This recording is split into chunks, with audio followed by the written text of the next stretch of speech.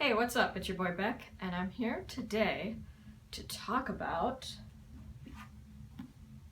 some manga. Yuri manga, to be specific. I recently got this and read it and wanted to talk about it.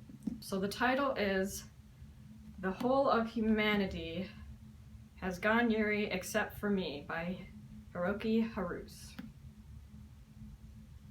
Now the title is one of those super long anime title names, so I'm just gonna say this manga for short because it's tired of these long ass names, mangakas. So this manga is a short 2-volume sci-fi mystery Yuri manga, or one big volume in its North American release. It's rated 16 plus or older teen. I don't really get why there isn't much sexual content, violence, or language in it, so I guess I don't really see why it's 16 plus. I would say it's more of the teen rating, the 13 plus. I had heard of this series prior to picking it up. Like, I'd seen the title. Every so often I go trolling on the internet for new Yuri mangas just to see if I want to try them out, because gay. But I looked at the title and I was like, I don't know. But I was at the comic book store and I picked it up because I noticed, it's a bigger volume. That's always a slightly better deal on your money, so I tend to pick up these bigger volumes if possible. And I flipped through and I really liked the art. The art is very nice. Alright, the back of the book description is: Marika Urano is just a normal girl in a normal world. She'll fall in love normally, get married normally, and have a normal family. Well, that was the plan anyway. But when she suddenly wakes up in a version of reality filled with only women, she finds herself questioning what exactly normal means, and why it's so important to her. And as Marika discovers something even more precious, she's faced with a choice. Will she find a way back to her previous life, or will she stay in this strange new world? So it kind of sounds like a fairly standard isekai plot. The backpack is closed, girl. My cat likes to try and get into the backpack. Oh god, sitting over there. It's not like a cat backpack, it's just a regular backpack. She just likes to go in there and sit in there. I don't know. But let's start with some of the characters. We've got the main character, Marika Urano.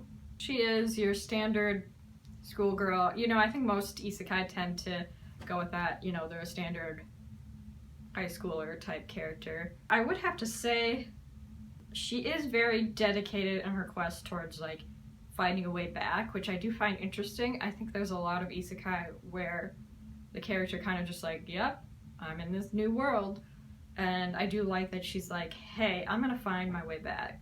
So yeah, she's not very good at school. She's very dedicated to trying to be this very normal individual. I think she was done well as far as the simple protagonist type character goes. Then there is our love interest,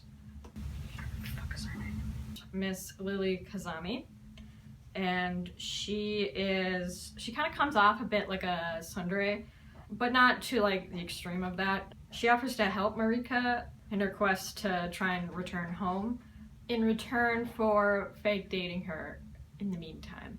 So it's got a few tropes there. We got fake dating, we got isekai, we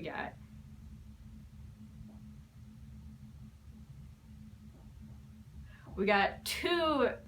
Lily is interested in physics, and in that regard is partially interested in finding out if there is any parallel world hopping going on. She also clearly has a big fat crush on Marika. While she tries to act cool and different towards her, the second she's alone, she is freaking out about the fact that, oh my gosh, I'm spending all this time with this girl, which, relatable. Then there is Marika's sister, who was, in her other world, her brother, because everybody in this world is a woman, so all the men have turned into women or have disappeared entirely.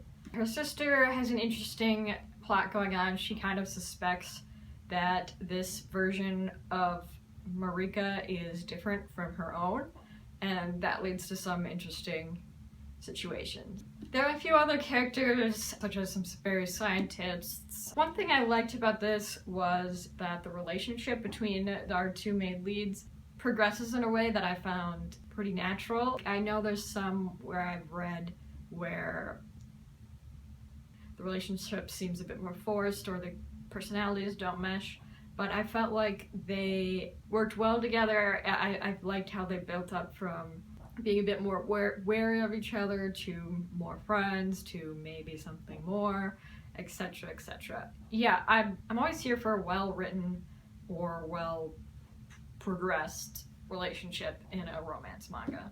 Onto the story and plot of this manga. To be honest, I was a bit wary when I picked it up because I had recently picked up the light novel I'm in Love with the Villainess, where the protagonist girl gets isekai'd into romance otome game, but she's really obsessed with the love rival and instead is pursuing her instead.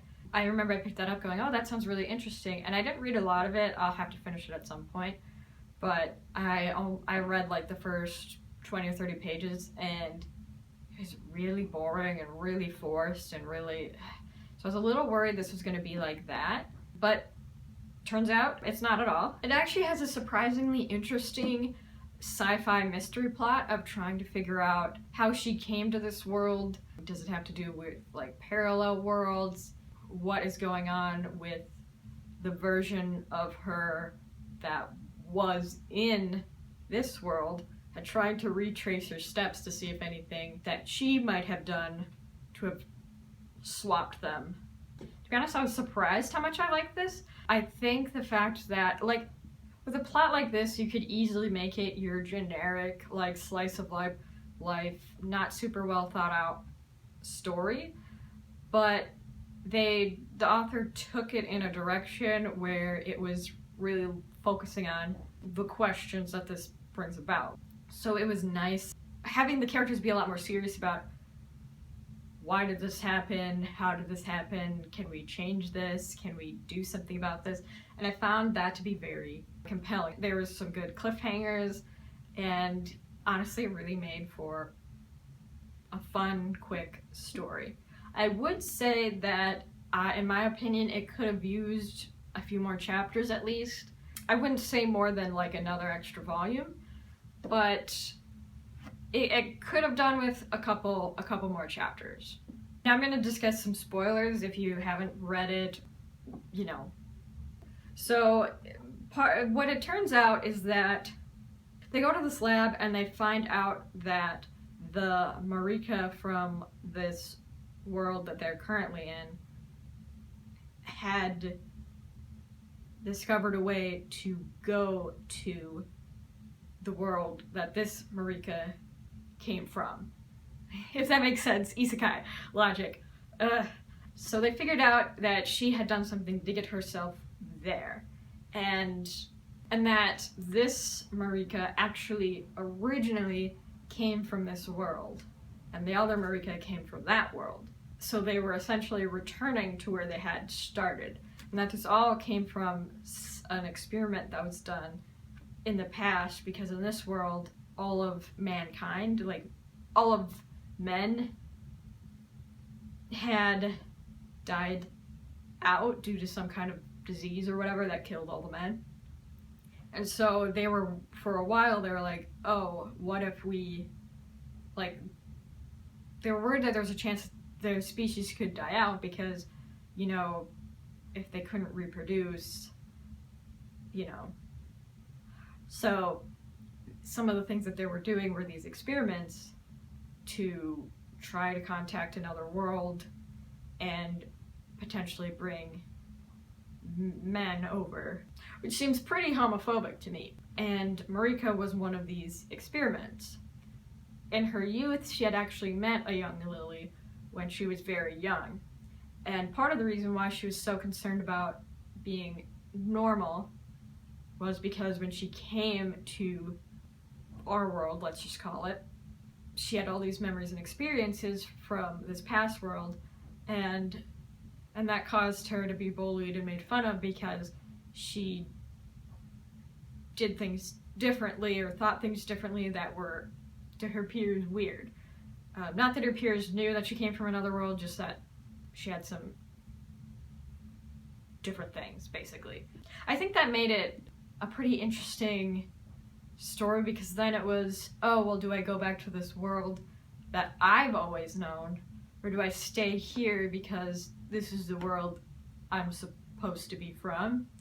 And also her self-discovery of, oh, is this more who I am because I was trying so hard to be normal in the other world? And I did find that kind of interesting, because it kind of put the whole compulsory heterosexuality thing in play, where it discussed that topic, I guess, without like directly discussing it. It discussed that topic in a more fantastical way, which I always like it when you take a topic and are able to expand it and discuss a topic like that in a more fantastical setting. That's what I like about fantasy. That's what I like about sci-fi. It's what I like about fiction in general. I like that it wasn't so cut and dry, in the sense of, like, she didn't just choose to stay with Lily and stay in that all lesbian, all Yuri world. She chose to go back and figure some stuff out for herself and then return. And I really enjoyed that, because she had some loose ends that she wanted to solve. Like, she had this boyfriend that she had to figure out, you know, kind of wrap that ribbon up and all of that. And I do like that it wasn't so cut and dry. It was hey, this is a lot, it's not been that long, I need to figure some stuff out and then make my decision. Which I think overall made a more satisfying ending. While I think maybe I would have liked to have seen some of that happen, like some of those ends being tied up. You didn't really need to have that. I think it was just fine the way it ended up happening. Yeah, it ended up being a short, sweet little story with some good twists and turns.